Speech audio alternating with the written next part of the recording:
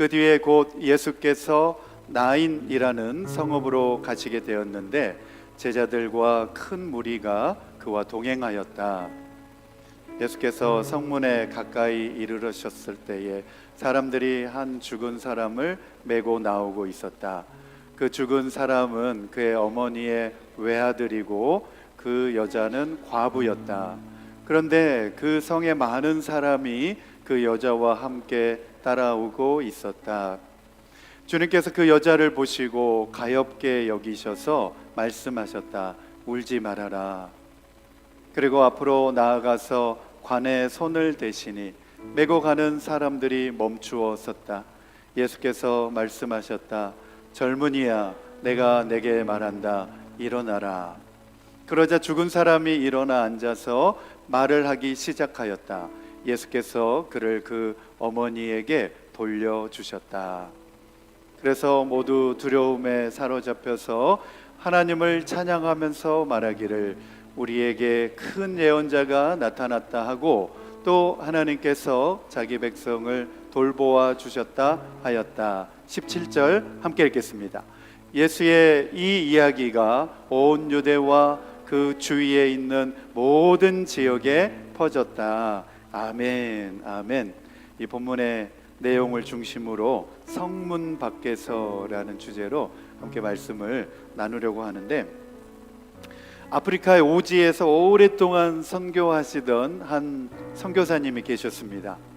아프리카 오지다 보니까 전기도 잘 안 들어오고 또 뭐 수도 시설도 잘 안 되어 있고 그렇다고 병원도 없었습니다. 오랫동안 사역을 하다가 갑자기 선교사님이 건강이 안 좋게 되었습니다. 그곳에서는 도저히 치료를 받을 수 있는 병원이 없어서 본국으로 이제 돌아오시게 되었는데, 같은 그 비행기를 탔던 그곳에 아마 유명한 연예인도 함께 있었던 것 같습니다. 공항에 도착을 하자 많은 사람들이 그 연예인을 보기 위해서 환영 피켓을 들고 환영하면서 그 연예인을 열렬히 맞이했습니다. 그런데 이 무명의 선교사님을 환영해주는 사람은 그 공항 가운데 아무도 없었습니다. 그래서 순간 그 선교사님 마음 가운데 그런 마음이 들더랍니다.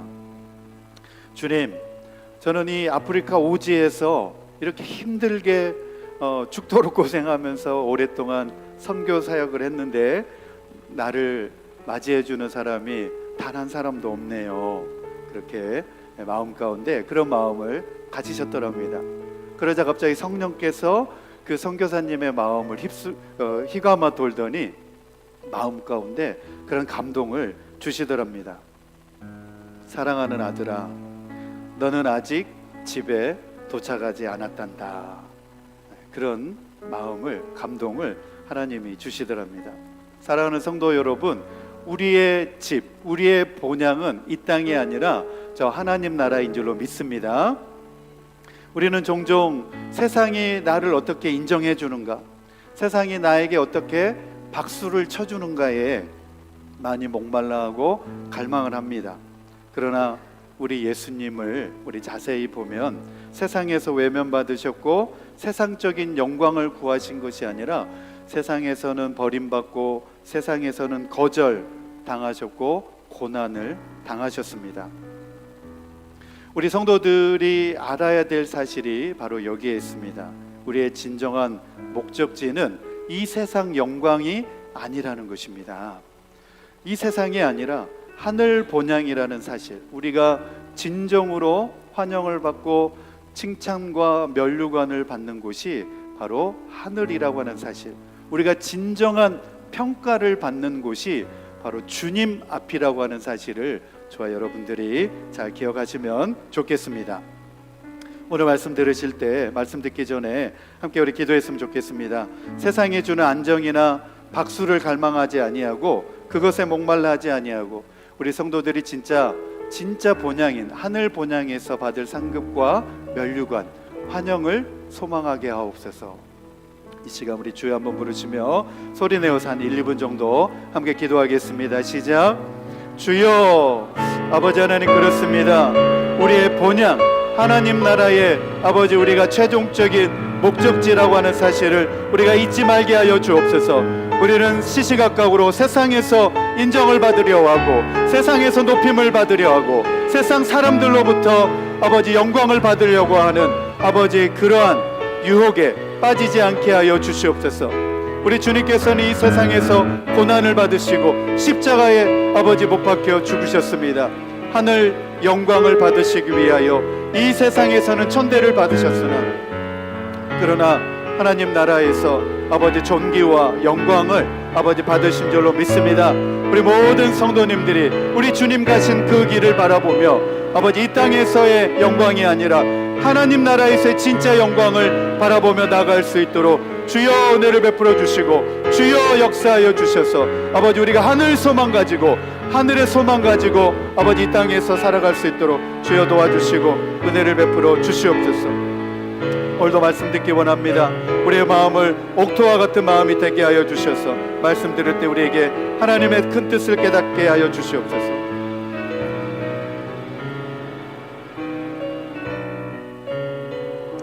아버지 감사합니다. 이 모든 말씀을 예수님의 이름으로 기도드립니다. 아멘. 아멘. 지난주에 우리는 로마 백부장의 하인에 관한 이야기의 말씀을 함께 들었습니다. 백부장의 하인이 죽을 병에 걸려서 예수님께 고침을 받을 수 있도록 해달라고 하는 내용의 말씀이었습니다. 죽을 병에 걸려서 그것이 문제가 되었다고 한다면 오늘 말씀에서는 이미 죽은 청년이 이 죽음에 있는 청년이 문제가 되고 있습니다. 우리 11절 말씀 함께 보겠습니다. 같이 읽겠습니다. 시작.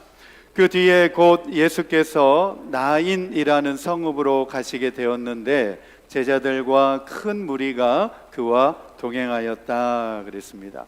예수님께서 나인이라고 하는 성읍으로 지금 가시게 되었다는 것입니다. 이 나인이라고 하는 이름의 뜻은 즐거움이라고 하는 뜻입니다. 즐거움. 그러나 그 성에 오늘 보면 즐거움이 없고 슬픔이 있었습니다. 이 성의 위치는 나사렛에서 가깝습니다. 나사렛 남동쪽에서 대략 한 6마일 정도. 그리고 예수님이 살고 계셨던 갈릴리 가버나움에서는 대략 24마일 정도 남서쪽으로 떨어져 있는 동네가 바로 이 나인이라고 하는 동네였습니다. 우리 그림 하나 보겠습니다. 사진으로 보면 저 북쪽에 보면 가버나움이라고 하는 동네가 있습니다. 갈릴리 가버나움이 있고 그 아래쪽으로 쭉 내려오면 나사렛 그리고 나인이라고 하는 동네가 보입니다. 그리고 이 나사렛과 수넴이라고 하는 동네 사이에 이 나인이라고 하는 성읍이 위치해 있었는데 구약시대에 보면 이 수넴과 연관이 있는 선지자가 있습니다. 그 선지자 이름은 엘리사 선지자입니다. 수넴에 살고 있었던 과부 여인의 아들을 살려주었던 기적의 이야기가 바로 저 수넴 지역에 있었는데 아마도 그 수넴에서는 이 엘리사에 대한 이야기를 이 선지자에 대한 이야기를 아마도 잘 알고 있었을 것이다라고 짐작을 해볼 수 있습니다. 바로 이 수넴 부근 나인성에서 예수님께서는 나인성의 과부의 아들을 죽음에서 살려주시는 그 이야기가 오늘 본문의 내용입니다. 예수님께서는 이 나인성으로 가셨을 때에 장례식 행렬을 마주하게 되었다 이렇게 본문에 나옵니다. 그러면서 오늘의 이야기가 시작이 됩니다. 우리 첫 번째 주제 같이 한번 읽겠습니다. 시작. 예수님께서는 나인성 과부의 외아들을 살리심으로 죽음의 관을 멈추셨고 그 과정에서 율법적인 부정함까지 감당하셨으나 그것은 곧 자신이 걸어가실 십자가 여정을 예고하는 자기 예표적 사건이었습니다. 오늘 이 본문의 내용이 앞으로 닥쳐올 예수님의 운명과도 같은 십자가의 여정을 잘 드러나 보여주고 있습니다. 일반적으로 이 유대인들은 사람들이 죽게 되고 또 이 시체를 만지는 것 그리고 시체를 부정한 것으로 규정을 했습니다. 율법으로 부정하다 이렇게 규정을 하였는데, 그래서 성읍에 이 묘지를 두지 않고 사람이 죽으면 죽음의 시체가 되면 부정해지기 때문에 그 성읍 밖에, 성 밖으로 무덤을 만들고 시체를 거기에 장사를 지냈습니다. 그래서 오늘도 보면 이 성문 근처에 모였던 이 장례 행렬에 이 성 밖에 있는 묘지에다가 이 나인성 과부의 죽은 아들을 장사 지내기 위해서 그들이 장례 행렬을 성 밖으로 나가고 있을 때, 이제 성 안으로 들어오시고자 하시던 예수님과 마주치게 되었습니다. 예수님께서 나인성으로 들어가시려고 하실 때 성 안에서 밖으로 나오는 장례 행렬과 마주하게 되었던 것입니다. 우리 12절 말씀 같이 읽겠습니다. 시작. 예수께서 성문에 가까이 이르셨을 때에 사람들이 한 죽은 사람을 메고 나오고 있었다. 그 죽은 사람은 그의 어머니의 외아들이고 그 여자는 과부였다. 그런데 그 성에 많은 사람이 그 여자와 함께 따라오고 있었다 그랬습니다. 이 12절 말씀의 묘사만으로도 이 나인성 과부의 상황과 처지가 어떠한지 우리는 짐작을 할 수 있습니다. 죽은 사람은 그의 어머니의 외아들이고 그 여자는 과부였다 이렇게 말하고 있습니다. 여러분, 여자 혼자서 가정의 살림을 꾸려 나간다고 하는 것이 지금도 사실 쉬운 일은 아닙니다. 그러나 이때 당시에 이 고대 사회에서 여자 혼자서 가정의 모든 경제적인 문제를 해결한다고 하는 것은 너무나 힘들고 어려운 일이었습니다. 경제적인 어려움 가운데 늘 시달리는 그런 상황에 놓이게 됐습니다. 뿐만 아니라 이 여인의 더욱 비참하고 참담한 지경은 무엇이냐면 하나밖에 없는 아들, 독자죠, 독자. 하나밖에 없는 아들을 죽음에 이르게 되었다는 것입니다. 그나마 가지고 있었던 소망마저도 이 아들의 죽음으로 말미암아서 절망으로 바뀌게 되었다는 것입니다. 이처럼 어려운 여러 가지 상황과 경제 여건 속에서 마지막 소망을 가지고 있었던 외아들까지 죽었다라고 하는 것은 그녀에게 있어서는 더 이상 살 소망이 없는 큰 상심에 빠질 수밖에 없었습니다. 우리 13절 말씀 함께 읽겠습니다. 시작. 주님께서 그 여자를 보시고 가볍게 여기셔서 말씀하셨다. 울지 말아라. 누구보다도 그 여자의 아픔과 또 절망적인 비참한 처지를 우리 예수님께서 보셨습니다. 그리고 울지 말아라 위로해 주셨습니다. 우리 주님은 우리 마음 가운데 있는 슬픔, 고통, 외로움을 보시는 분이신 줄로 믿습니다. 그래야여서 우리에게도 울지 말아라 말씀해 주시는 분이십니다. 저는 이 말씀을 보면서 예수님의 자비하심과 긍휼이 많으신 분이라는 사실을 알게 되었습니다. 왜냐하면 어느 누구도 예수님에게 가서 이 여인의 처지를 말한 적이 없습니다. 이 여인이 어렵고 경제적으로 힘들고 더군다나 자기 아들 있던 그 아들마저도 죽었습니다. 그 여자를 좀 도와주십시오. 이렇게 요구하거나 간청하는 사람이 아무도 없었습니다. 그렇지만 예수님께서 이 장례 행렬을 보면서 그리고 이 여자의 딱한 상황을 보면서 예수님께서는 아셨던 것입니다. 나인성 과부는 지금 하나밖에 없는 아들 죽음에 슬퍼하고 비통해하면서 매우 흐느끼고 있는 그 심정을 주님은 헤아려 주신 줄로 믿습니다. 그렇기 때문에 예수님께서는 비통함에 빠져 있는 이 여인에게 직접 다가가셔서 위로의 눈길을 바라보셨습니다. 그러면서 울지 말아라 말씀하셨습니다.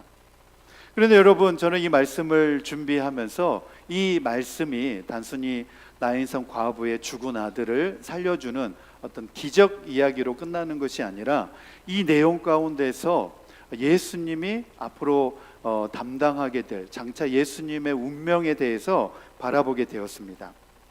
머지않아 예수님과 예수님 자신과 그리고 자신의 어머니 마리아에게 드리울 그런 운명적인 장면이 바로 이 나인성 바로 앞에, 성문 앞에서 벌어지고 있었던 것이죠. 하나님의 독생자 예수님도 머지않아 곧 어머니 마리아의 눈물 속에서 예루살렘 성 밖 골고다 언덕으로 장사될 운명을 맞이하게 될 것이기 때문입니다. 이 나인성 과부의 아들 이 장례식에서 예수님은 앞으로 자신에게 닥쳐질 그 운명의 모습을 그려볼 수 있었습니다. 그래서 예수님은 그들을 가엾게 여기셔서 말씀하셨던 것입니다. 울지 말아라. 나인성 과부의 이러한 흐느낌과 예수님의 울지 말아라 라고 하는 말씀 사이에는 어떤 단순한 감정적인 그 위로의 의미를 넘어서는 것입니다. 바로 이 모습 속에서 머지않아 자신도 그 십자가의 길로 나아갈, 그 십자가의 여정 가운데로 나아갈 운명이 보이셨던 것입니다. 예수님 자신이 이 장례 행렬의 중심에 있을 것이고, 그리고 그분의 어머니 마리아는 나인성 과부처럼 눈물 속에서 사랑하는 아들을 떠나보내야 되는 그 장면이 바로 예수님 앞에 고스란히 보였던 것입니다. 그래서 첫 번째로 이 나인성 여인의 모습은 바로 자기 하나뿐인 아들을 십자가에서 잃은 어머니, 예수님의 어머니 마리아에게서 곧 닥칠 모습이라는 거예요. 하나님의 독생자 예수 그리스도를 십자가에서 잃게 되는 예수님의 어머니 마리아에게 닥칠 운명의 모습이라는 것입니다. 두 번째로 예수님은 나인성 과부의 아들을 살리시기 위해서 예수님께서 친히 죽음의 그 관에 예수님의 손을 얹으시고 대시는 것을 볼 수가 있습니다. 여러분, 유대인들은 율법상으로 죽은 시체를 만지는 것을 부정하다 여기셨습니다. 예수님께서는 이 죽음의 관을 만지심으로 부정하게 되시는 것입니다. 이것은 무엇을 우리에게 의미해 주고 있습니까? 예수님은 죄악의 형벌에서 우리 인생들을 살리시기 위해서 자신이 직접 그 죽음의 문턱으로 그리고 부정함으로 나아가셨다라고 하는 사실을 이 장면 가운데서 우리에게 보여주고 있는 것입니다. 그리고 마지막 세 번째로 예수님은 이 죽음의 관을 만지심으로 유대인의 율법으로도 부정함을 스스로 또 안으셨다라고 하는 사실입니다. 이 부정한 죄를 십자가에서 짊어지시는 예수님의 희생적인 사랑을 이 장면 가운데서 우리는 생각해 볼 수 있습니다. 율법에서는 시체를 만지는 것을 부정한 행위로 규정하고 있습니다. 우리 민수기 19장 11절 말씀 같이 읽겠습니다. 시작. 어느 누구의 죽음이든 사람의 죽음에 몸이 닿는 사람은 이래 동안 부정하다. 율법에서 죽은 죽음, 시체를 만지면 7일 동안 부정합니다. 네, 성 안에 머물지 못하고 성 밖에서 7일 동안을 머물다가 그 부정함을 해결한 다음에 성 안으로 들어오게 하는 규정이 있었습니다.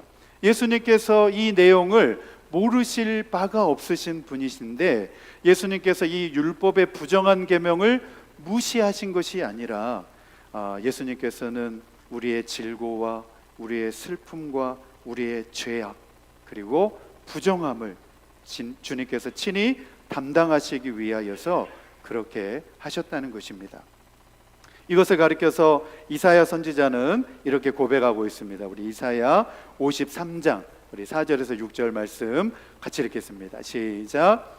그는 실로 우리가 받아야 할 고통을 대신 받고 우리가 겪어야 할 슬픔을 대신 겪었다. 그러나 우리는 그가 징벌을 받아서 하나님에게 맞으며 고난을 받는다고 생각하였다.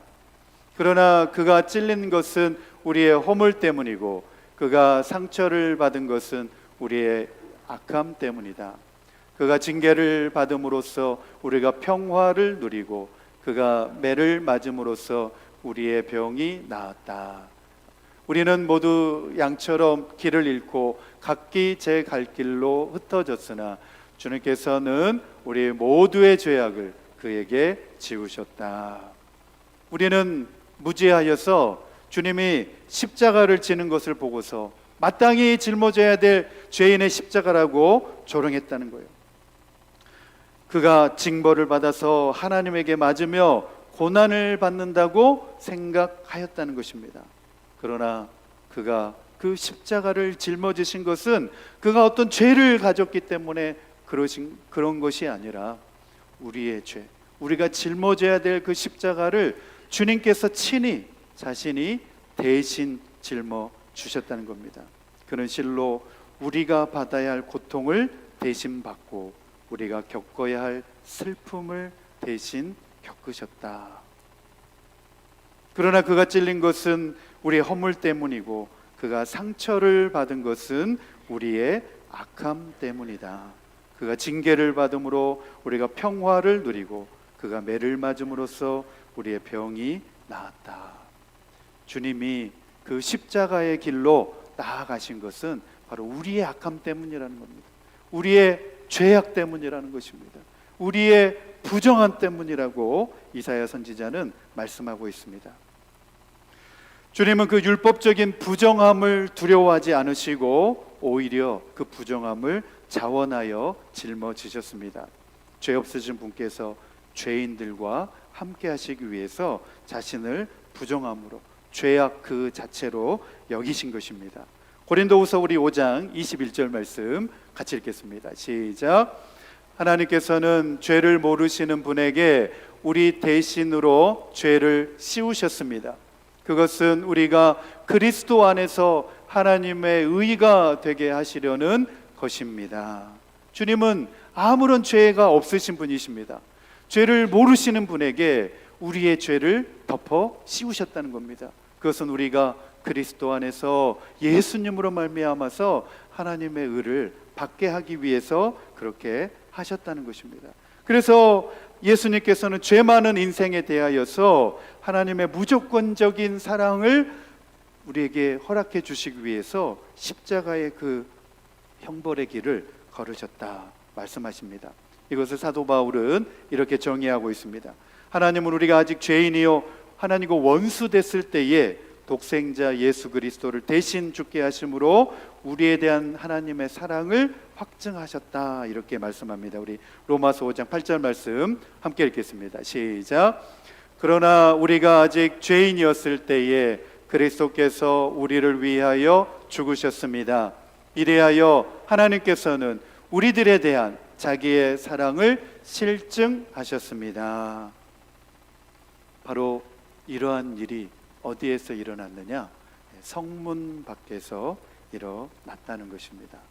나인성 과부의 아들이 성문 밖에 장사 지내기 위하여 나왔을 때에 그것은 곧 예수님의 앞으로 닥쳐올 운명을 예표해 주시는 것이었고, 예수님께서도 우리의 부정함을 짊어지시기 위하여 예루살렘 성문 밖에서 죄인의 십자가라고 하는, 저주의 십자가라고 하는 그 십자가를 지고 갈보리 언덕길로 묵묵히 나아가셨다라고 하는 사실입니다. 율법에 의하면 부정한 자는 진영 안에 머무를 수가 없었습니다. 진영 밖에 내치게 되었고, 우리 마찬가지로 우리 주님은 영문 밖, 성문 밖에서 율법과 그들의 종교적인 체계에서 조롱과 수치와 멸시를 받으시면서 그 길로 나아가셨습니다. 우리 히브리서 13장 12절에서 13절 말씀 함께 읽겠습니다. 시작. 그러므로 예수께서도 자기의 피로 백성을 거룩하게 하시려고 성문 밖에서 고난을 받으셨습니다. 그러함으로 우리도 진영 밖으로 나가 그에게로 나아가서 그가 겪으신 치욕을 짊어집시다. 아멘.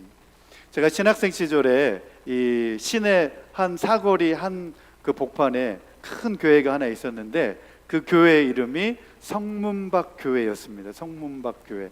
그래서 특별히 그 주변에 성이 있는 곳도 아니었는데 왜 교회 이름을 성문밖 교회라고 이름을 지었을까? 그렇게 이제 의문점을 가지고 있다가 성경을 읽다가 바로 이 본문에 있는 말씀을 읽다가 이 성문밖이라고 하는 의미를 제가 깨닫게 되었습니다. 성문밖, 바로 예수님께서 이 성문 밖에서 사람들에게 멸시와 수치를 당하시고 거절을 당하시고 십자가의 길로 나아가셨던 그 자리가 바로 성문밖이었다는 것입니다.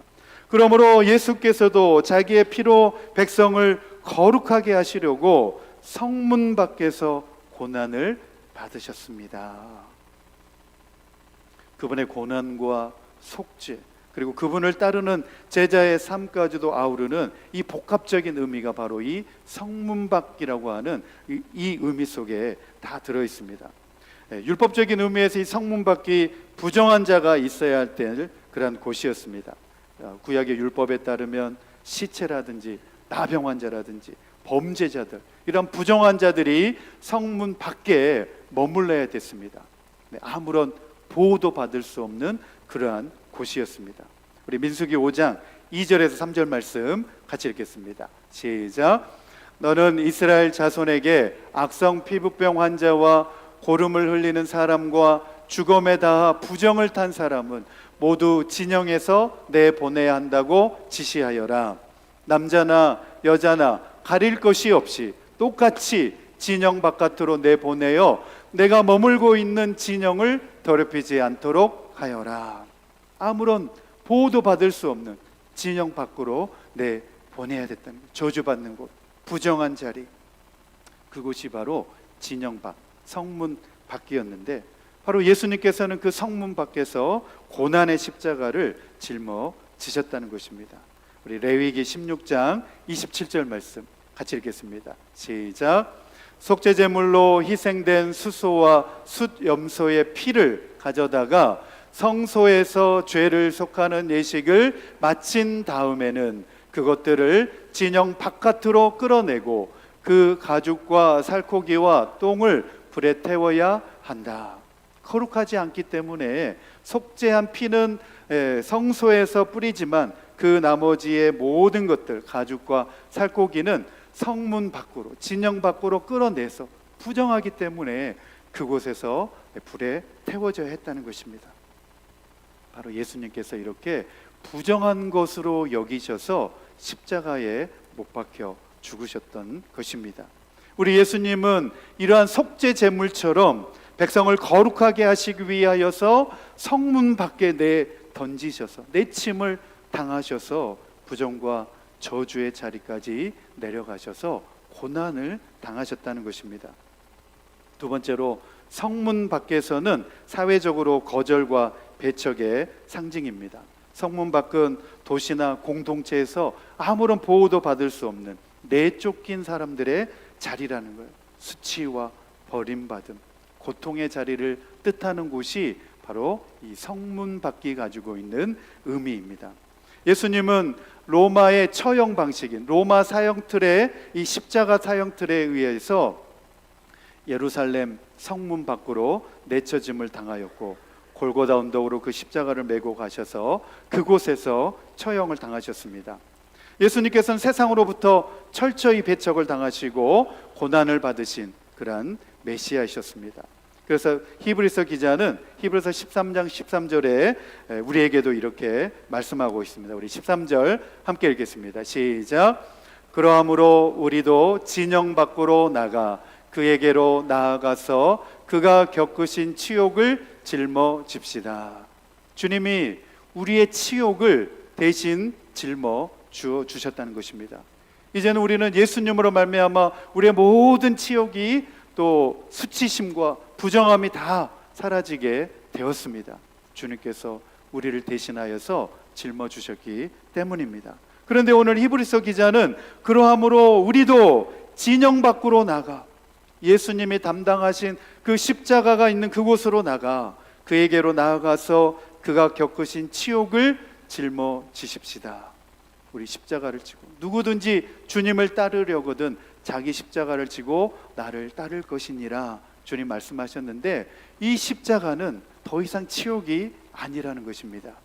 할렐루야. 저와 여러분이 짊어져야 될 이 주님의 십자가는 더 이상 치욕의 십자가가 아니라 하나님 나라에서 상급과 면류관과 영광을 받게 될 그 영광의 십자가인 줄로 믿습니다. 오늘의 말씀의 결론입니다. 예수님은 하나님의 독생자이심에도 불구하고 우리의 죄를 대신 지시기 위해서 성문 밖, 부정한 자리, 사람들이 천대하는 그 자리로 나아가고, 율법에서 유대인들이 배쳐가는 그 자리로 마다하지 않고 나아가셨다는 것입니다. 그리고 히브리서 기자는 우리도 예수님의 그러한 은혜를 받은 우리도 예수님을 따라 그 성문 밖으로 나아가기를 주저하지 말아야 된다라고 도전하고 있습니다. 나는 여전히 성 안에서의 안전함과 인정받으려고 하는 삶을 살아가고 있지는 않은가? 예수님이 걸어가신 수치와 외로움, 거절의 길을 마다하지 않고 따를 준비가 되어 있는가? 우리는 오늘 이 시간 우리는 생각을 해보아야겠습니다. 오늘 나의 신앙은 예수님이 걸어가신 그 고난의 길, 성문 밖에 있기를 원하고 있는가를 우리는 생각을 해보아야 됩니다. 오늘 실천을 위한 적용 첫 번째, 우리 같이 읽겠습니다. 시작. 성문 밖에 예수님을 따르라는 믿음의 결단이 우리 모두에게 해당이 됩니다. 네, 우리가 성 안에 편안한 자리를 거부하고 예수님이 가셨던 그 십자가의 길로 저와 여러분이 나아가야 될 줄로 믿습니다. 세상에서 말하는 성공, 세상에서 말하는 안전한 그런 안일한 신앙생활에 우리가 머물러 있을 것이 아니라 복음 때문에 우리가 희생을 각오하고 손해를 각오할 수 있는 제자의 삶으로 저와 여러분이 나아갈 수 있게 되기를 축복합니다. 네, 두 번째입니다. 같이 읽겠습니다. 시작. 주님, 제가 세상의 인정이 아니라 주님과 함께하는 십자가의 길을 선택하게 하소서. 네, 우리 예수님은 성문 밖에서 죄인의 모습으로 죽으심으로써 우리를 살려주셨습니다. 그러므로 이제는 우리도 예수님이 가신 그 길을 따라서 성문 밖으로 나아갈 준비와 믿음의 각오를 가지고 따라 나서야 된다는 것입니다. 세상에서 해주는 인정이 아니라, 세상에서 받는 영광이 아니라 주님이 걸어가신 그 십자가의 길로 저와 여러분이 나아갈 수 있게 되기를 축복합니다. 아멘. 오늘 말씀 생각하시면서 우리 오늘 7월 주제 찬양 우리 부르시면서 다 함께 우리 믿음으로 결단하겠습니다. 우리 나는 주를 섬기는 것에 후회가 없습니다. 우리 믿음으로 함께 고백하면서 결단하겠습니다.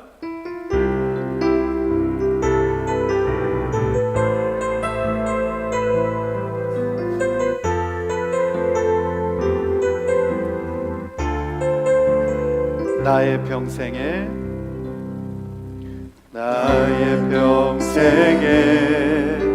가장 복된 일은 내가 예수님을 만난 것이라. 나의 평생에 가장 잘한 일은 내가 예수님을 주로 섬긴 것. 이 세상 살 동안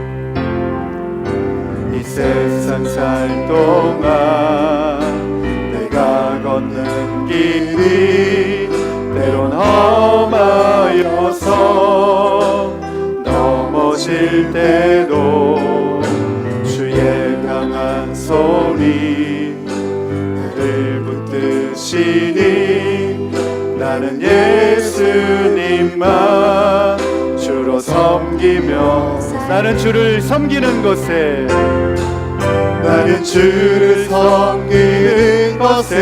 후회가 없습니다.